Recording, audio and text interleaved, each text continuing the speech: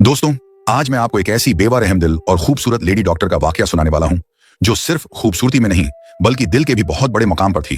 वो निहायत दयालु थी, गरीबों पर रहम खाती और हर एक की मदद करती थी। उसने अपनी बस्ती में खुलेआम ऐलान कर रखा था कि अगर कोई गरीब मुझसे कुछ भी मांगेगा, मैं उसे कभी इनकार नहीं करूंगी।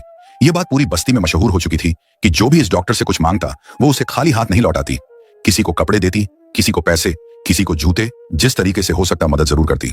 लेकिन फिर एक दिन एक फकीर ने उस नरमी और सखावत का गलत फायदा उठाया। पहले तो वह रोज आकर पैसे लेता रहा, मगर फिर उसकी नीयत बदल गई। उसे यकीन था कि यह लेडी डॉक्टर किसी को मना नहीं करती।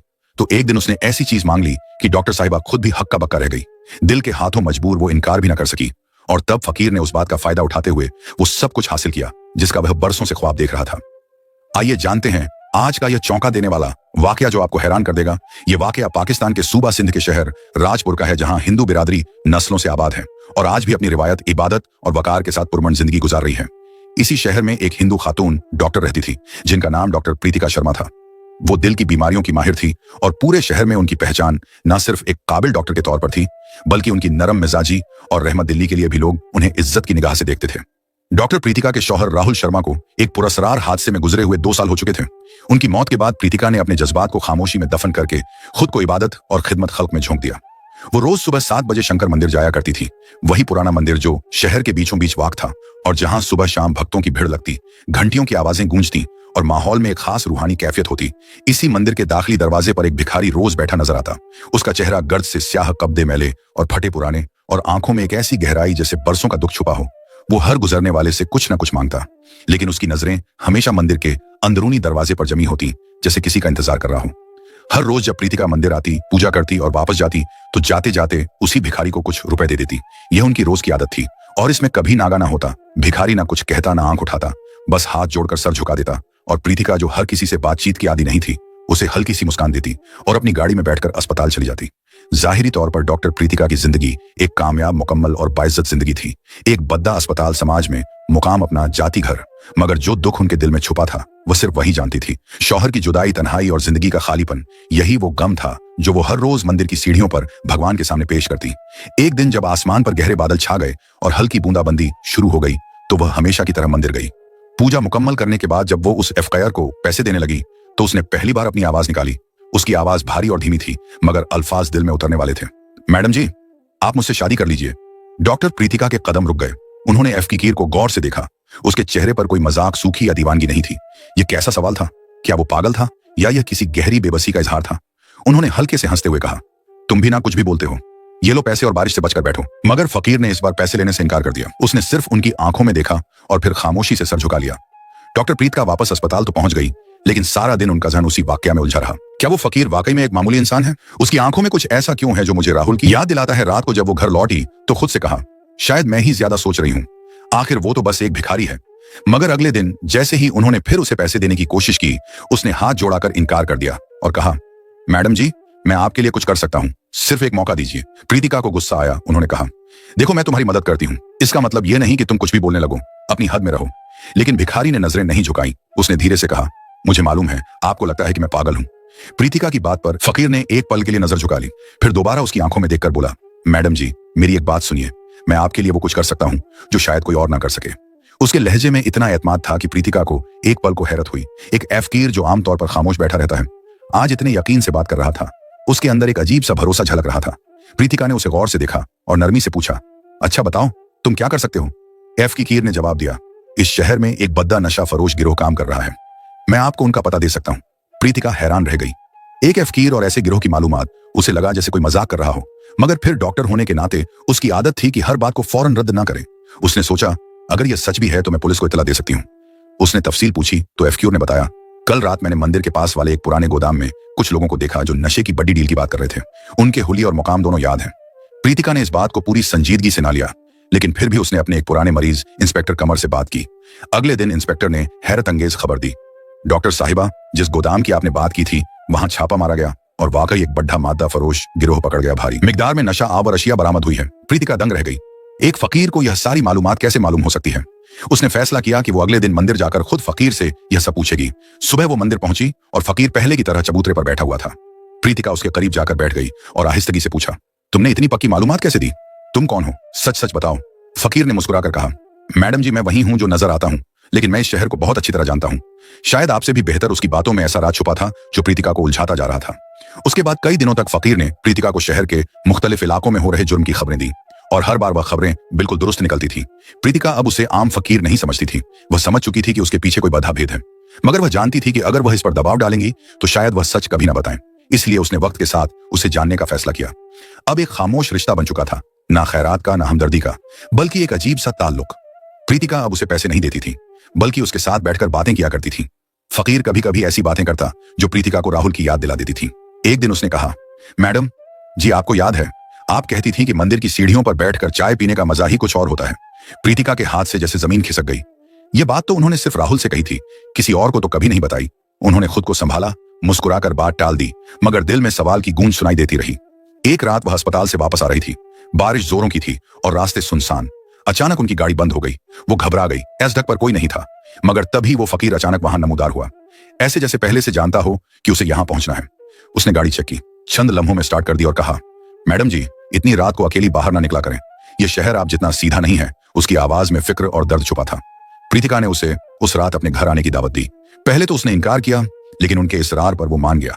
घर जाकर जब वह खाने की मेज पर बैठे, फकीर ने एक निवाला लिया और आहिस्ता से कहा, यह खाना, यह जायका मुझे बहुत पुरानी यादें दिला रहा है। प्रीतिका का दिल जोर जोर से धड़कने लगा, मगर वह खामोश रही।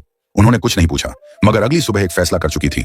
उन्होंने अपने पुराने दोस्त और फॉरेंसिक एक्सपर्ट रवि सिंह को फोन किया और वो तस्वीर उसे भेजी जो उन्होंने चुपके से फकीर की ली थी। रवि ने तस्वीर को गौर से देखा और बोला, प्रीतिका, इस आदमी का चेहरा मुझे कुछ जाना पहचाना लग रहा है, लेकिन मैं अभी यकीन से कुछ नहीं कह सकता। कुछ टेस्ट करने होंगे।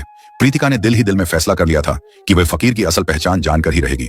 उसने अपने पुराने दोस्त और फॉरेंसिक माहिर रवि सिंह से राब्ता किया और उसे वो तस्वीर भेजी जो उसने खामोशी से फकीर की खींची थी। रवि ने तस्वीर को बगौर देखा और बोला, प्रीतिका, यह चेहरा मुझे जाना पहचाना लगता है, लेकिन मैं अभी यकीन से कुछ नहीं कह सकता। अगर तुम इस शख्स के कुछ कपड़े या इस्तेमालशुदा चीज दे सको तो मैं डीएनए टेस्ट कर सकता हूं। यह सुनकर प्रीतिका उलझन में पड़ गई। वो फकीर को बराहे रास्त शक में डालना नहीं चाहती थी। अगर वह महसूस करे कि मैं उस पर नजर रख रही हूं तो शायद हमेशा के लिए छुप जाए।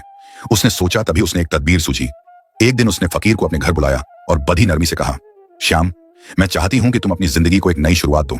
अगर तुम चाहो तो मेरे घर के पिछले हिस्से में एक कमरा है, वहां रह सकते हो। फकीर, जिसने अपना नाम श्याम बताया था, पहले तो झिझका, मगर प्रीतिका के खुलूस ने उसे मजबूर कर दिया और वो मान गया। अब शाम डॉक्टर प्रीतिका के घर के पिछले हिस्से में एक छोटे कमरे में रहने लगा। दिन भर वह मंदिर के पास बैठता, अपने फकीर वाले अंदाज में भीख मांगता और शाम को चुपचाप वापस आ जाता। प्रीतिका ने एक दिन उससे पूछा, श्याम, जब मैं तुम्हें सब कुछ दे सकती हूं तो तुम अब भी रोज मंदिर क्यों जाते हो? श्याम ने हल्की सी मुस्कान से जवाब दिया, मैडम जी, मंदिर ही मेरी दुनिया है। वहीं सब कुछ दिखाई देता है, सब कुछ सुनाई देता है। इस जवाब में कोई फलसफा छुपा हुआ था, कोई राज जिसे समझने के लिए सिर्फ दिल की आंखें काफी थीं। कुछ दिन बाद अस्पताल से प्रीतिका को एक इमरजेंसी कॉल मौसूल हुई। शहर की मशहूर फार्मा कंपनी के एक गोदाम में आग लग गई थी। प्रीतिका का दिल धक से रह गया, क्योंकि यही वह जगह थी जहां कुछ हफ्ते पहले शाम की मालूमात पर पुलिस ने छापा मारा था। उसने फौरन इंस्पेक्टर कमर को फोन किया, जो मौका पर मौजूद था। इंस्पेक्टर ने बताया, डॉक्टर साहिबा, आग में सब कुछ जल गया, मगर चंद कागजात महफूज रहे। इनमें एक तस्वीर है, एक आदमी की जो हुबहू राहुल जैसा लग रहा है। एक प्रीतिका का दिल जोर जोर से धड़धड़कने लगा। उसने फौरन वो तस्वीर अपने पास रख ली और रात भर उसे देखती रही। तस्वीर के पीछे एक जुमला लिखा था, राहुल 2022 फार्मा डील। ये अल्फाज उसके वजूद को झिंझोड़ने के लिए काफी थे। क्या यह सच में राहुल है? क्या वो जिंदा है? लेकिन कैसे? आखिर उसकी तो लाश भी शनाख्त हो चुकी थी। पूरी रात वो नींद ना ले सकी। शक, उम्मीद, खौफ, हर एहसास दिलो दिमाग में शोर मचा रहा था। अगली सुबह वह मंदिर गई ताकि श्याम से बात कर सके, लेकिन वह वहां नहीं था। प्रीतिका ने उसे कई जगह ढूंढा, मगर श्याम जैसे हवा में टहलील हो चुका था। क्या उसे किसी ने नुकसान पहुंचाया या वह खुद छुप गया? श्याम को न पाकर प्रीतिका और परेशान हो गई, मगर जब वो शाम को घर लौटी तो श्याम उनके घर के बाहर बैठा मिला। पहचानने के काबिल न था। उसका चेहरा थका हुआ, कपड़े मैले और जिस्म पर गर्द जमी हुई थी। प्रीतिका ने गुस्से में आकर पूछा, कहां थे तुम? मैं तुम्हें पूरे शहर में ढूंढती रही। श्याम ने नजरें झुकाकर धीमी आवाज में कहा, मैडम जी, मुझे कुछ जरूरी काम था, आप फिक्र ना करें, अब सब ठीक है। प्रीतिका ने फैसला किया कि वो उससे सीधा सवाल नहीं करेगी, मगर उसने नरमी से पूछा, श्याम, तुम इस फार्मा कंपनी को जानते हो? श्याम ने एक लम्हे को उनकी आंखों में देखा, फिर नजरें झुकाकर बोला, मैडम जी, इस शहर में कौन नहीं जानता, उन लोगों को बहुत ताकतवर हैं। ये अल्फाज थे या किसी बदे सच की झलक? प्रीतिका का दिल कह रहा था कि शाम को छुपा रहा है और इस छुपाई हुई बात का ताल्लुक जरूर राहुल से है। चंद दिनों बाद प्रीतिका ने खुद गोदाम की आग की मुकम्मल रिपोर्ट निकलवाने की कोशिश की। उसे मालूम हुआ कि आग कोई हादसा नहीं थी, यह जानबूझकर लगाई गई थी, और जिस मुस्तबा शखास को आग लगने से पहले उस इलाके के आसपास देखा गया, उसकी शक्ल उस तस्वीर वाले आदमी से मुशाबहत रखती थी। राहुल जैसी इंस्पेक्टर कमर ने शाम पर नजर रखने का बंदोबस्त किया। उसने बताया, डॉक्टर साहिबा, शाम रोज मंदिर तो जाता है, लेकिन रात को वह मंदिर के करीब एक पुराने खंडहर में छुपता है और वहां चंद मुस्तबा लोगों से मिलता भी है।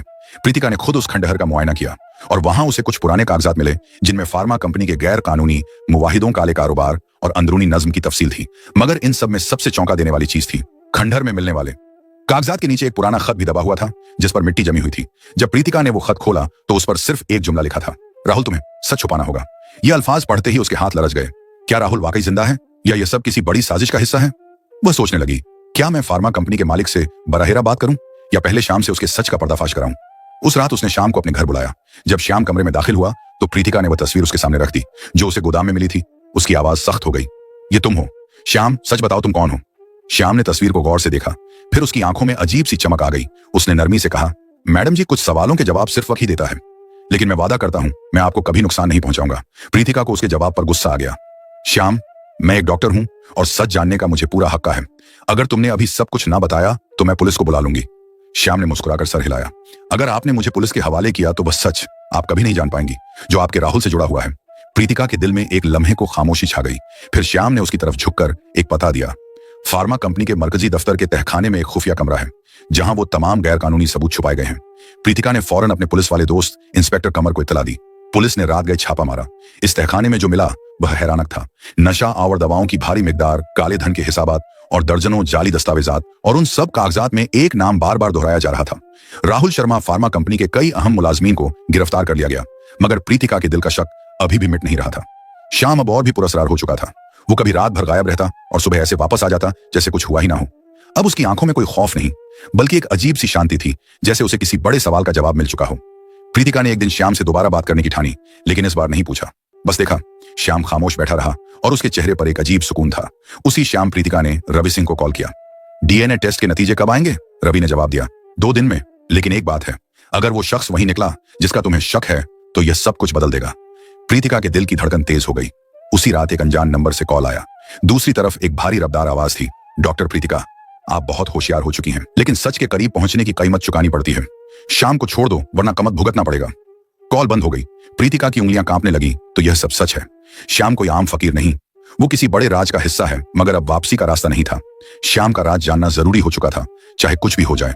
वो जानती थी कि हर रात वह किसी अंधेरी गली में जाता है, मंदिर से निकलकर खंडरात की तरफ। वहां कुछ ऐसे लोगों से मुलाकात करता है जो दिन में कभी दिखाई नहीं देते। प्रीतिका ने फैसला किया कि अब वह श्याम का पीछा करेगी। उसने इंस्पेक्टर कमर को फोन किया और एक मंसूबा बनाया। मैं अब रुकने वाली नहीं, चाहे सच जैसा भी हो। मैं श्याम की हरकतें, उसकी बातों में छुपा असरार और उसके चेहरे की संजीदगी, सब कुछ अब एक बड़े इंसाफ की तरफ बढ़ रहा था। मगर जो बात डॉक्टर प्रीतिका अभी तक नहीं जानती थी वह यह थी कि श्याम कोई और नहीं बल्कि उनका शौहर राहुल शर्मा था। 2 साल पहले राहुल की मौत एक सड़क हादसे के तौर पर सामने आई थी, लेकिन वह महज एक साजिश थी। राहुल एक सॉफ्टवेयर इंजीनियर था जो उसी फार्मा कंपनी के लिए काम करता था जिसके खिलाफ श्याम लगातार बातें कर रहा था।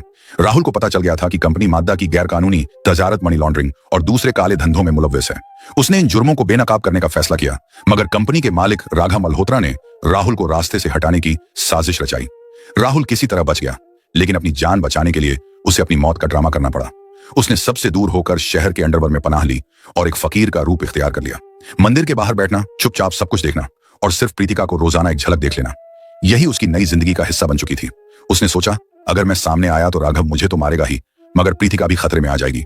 इसीलिए राहुल ने श्याम के रूप में एक एक कदम सोच समझ कर रखा और प्रीतिका की मदद से आहिस्ता आहिस्ता इस गंदे कारोबार की जड़ें हिलानी शुरू की। एक रात प्रीतिका और इंस्पेक्टर बकराम ने श्याम का पीछा शुरू किया। वो हमेशा की तरह मंदिर से उठा और शहर की तंग गलियों में चलने लगा। वो बार बार पीछे मुड़कर देखता, जैसे उसे किसी का पीछा होने का शक हो। काफी देर बाद वो एक पुराने जले हुए गोदाम के पास रुका। ये वही गोदाम था जहां चंद हफ्ते पहले आग लगी थी। प्रीतिका का दिल धड़कने लगा। क्या ये वही जगह है जहां राहुल की तस्वीर मिली थी? क्या श्याम यहां कुछ खास तलाश करने आया है? बकराम ने इशारा किया कि वह छुपकर गोदाम के पीछे जाए। वहां एक और शख्स श्याम से आहिस्ता आवाज में बात कर रहा था। एक लंबा पतला आदमी जिसके चेहरे पर घनी दाढ़ी थी। उनकी बातें वाजह सुनाई नहीं दे रही थी, लेकिन वह शख्स श्याम को एक छोटा सा पैकेट देकर तेजी से गलियों में गायब हो गया।